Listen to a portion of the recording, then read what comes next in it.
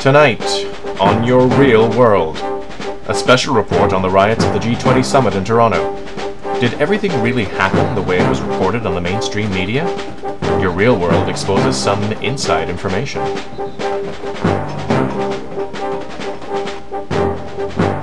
Then later, Dylan Rattigan from In America Today exposes the greatest con job of all time, the Federal Reserve.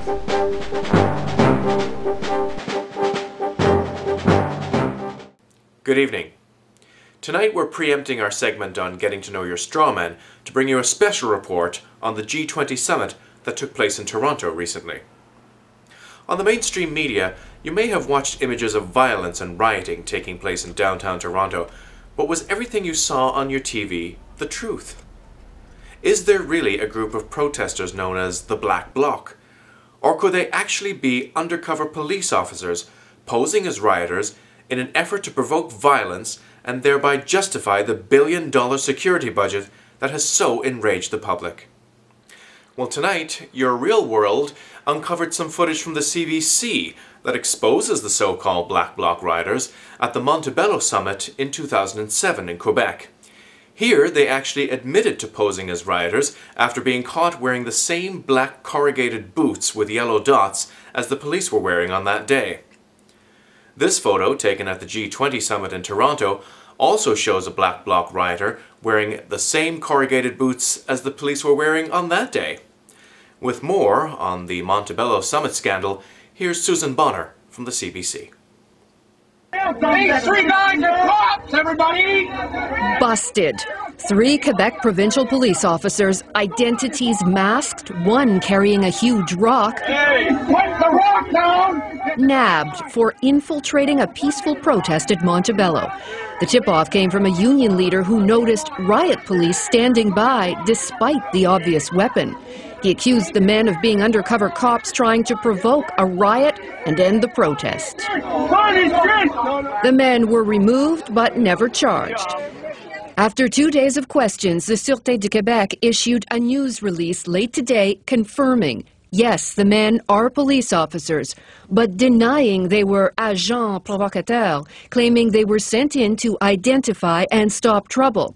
They say the police refused to throw stones, committed no crime, and were there to maintain order and security. There's a serious issue about proper police conduct here. Criminal lawyer Lawrence Greenspan has defended protesters for decades. He says it's time for politicians to act. I think the people that represent us in the legislature should be looking at some form of legislation that says, wait a second, this is not a proper use of police resources, and we should be setting guidelines. Activists have argued for years that police try to thwart their legal right to protest by trying to incite aggression so they can move in and take protesters away. They say they do it even when demonstrators gather in a designated area, as these mostly unionists were in Montebello. And they say politicians tacitly endorse it. This is the face of it, where people can't even ask a question without having to face these kinds of goons.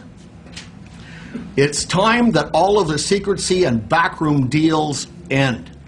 Public Safety Minister Stockwell Day stressed the federal RCMP were not involved, and there is a formal complaints process. There was also one for the Sûreté du Québec, and this incident happened in Quebec, so I would imagine people could also file under that complaints process also. The Supreme Court has ruled protesters have the right to be seen and heard. Tonight, both the Quebec and federal governments are facing calls to do more to police the police. Susan Bonner, CBC News, Ottawa. Money makes the world go round, at least that's what they used to say. But did you ever stop to ask yourself, where does all that money come from? Who's printing it? What value does it hold? And who's really making money out of nothing at all? Dylan Rattigan from In America Today exposes the greatest lie ever told, the greatest con job ever pulled, and it's all done legally and above board in something called the Federal Reserve. Here's Dylan now to explain the greatest con job that's been going on since before your grandfather's time. here's how the con went down.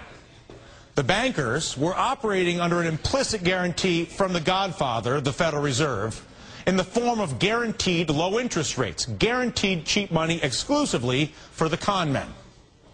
Then Chairman Greenspan, the godfather, would agree to hold those rates, let's say 2% for as far as the eye could see. The banks, or bankers, the con men, would borrow that money from the Federal Reserve, let's say 2%, and then turn around and lend it back to you at, let's say, 6%. That encouraged the patsies, you and me, to be drawn into the con because 6% looks like a pretty low rate. Low rates for houses, low rates for cars. Heck, you could join a health club, make that on payments, they'll turn that into bonds, and of course, promises of a higher than average return for those managing teachers and policemen's and judges' pension funds that are buying into the con as well. And here exactly is where the con comes in. As you and I both know, the banks had no money. They were getting it from the Federal Reserve, which is us. It's funny money. They had no capital to back up their lending. But that did not matter because they also had no risk in the lending. If the lending paid off, they win. And they won big when they did that because they did it with leverage. Top Manhattan executives alone paid themselves $121 billion in bonuses over the first part of the decade. Now, mind you, when the bank loans failed, they knew they were too big to fail. So the rest of us, you and me, would have to bail them out.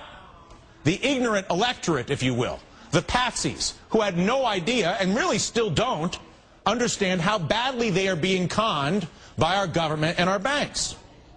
Once the banks, however, realized there was no losing, the question was, how do we make the con bigger? How do we get more money through this crazy machine so we can get richer? The question, or the answer, I should say, is simple. Make more loans, more credit card loans. Think of all the credit card applications that were sent to you over the past 10 years. More car loans. It's the reason General Motors went upside down. It wasn't the cars. It was because they were running a financing scheme. Home loans, you know the narrative. So the people most hurt by this con, the home buyers, the cops, the teachers, pensioners who were suckered in by the bait of low credit and high returns in exchange for buying worthless toxic assets manufactured by the bankers. That's why your pension fund was wiped out. That's why the interest rate on your savings to this day remains around zero. If you're a retiree, you know what I'm talking about. It's also why you're now drowning in a mortgage on a house that's worth far less than you owe, because the bankers were happy to lend you money they did not have to drive up the price of that house because they knew the more loans the better, but no downside for them. So what's next? Higher taxes for us, higher interest rates for us to pay for the bailouts, while our government that was theoretically elected by us refuses to recover the stolen money by the con men or fix the system that allows them to continue to perpetrate the con against you and me. Well, that's all we have time for on Your Real World this week. Next time, we'll conclude our series on the HARP project. But as always on this program, we want you to do your own research, draw your own conclusions, and above all, open your eyes and your mind to what's happening in your real world. Good night.